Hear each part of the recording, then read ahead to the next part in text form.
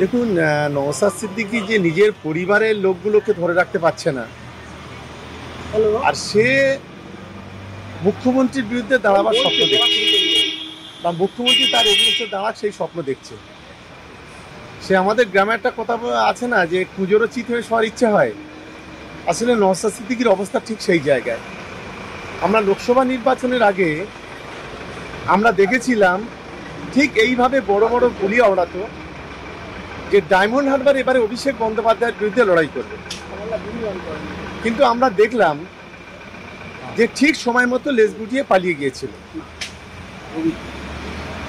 মুখ্যমন্ত্রী তো অনেক দূর, মুখ্যমন্ত্রী হলো একটা সমুদ্র, আগে ছোট খাড়ি পার হতে হবে। 2021-এ কোনোভাবে তালগোল পাঠিয়ে ভাঁড়ে জিতেছিল।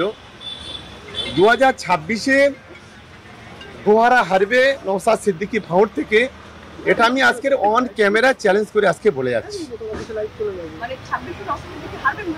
100% হারবে, ভাঁড়ের মানুষ ওকে গোহারা হারাবে। আমি আজকে যে কথা বলে যাচ্ছি, যদি 26-এ ওকে না হারাতে পারি ভাঁড় থেকে, আমি কথা দিচ্ছি রাজনীতি আমি ছেড়ে দেবো।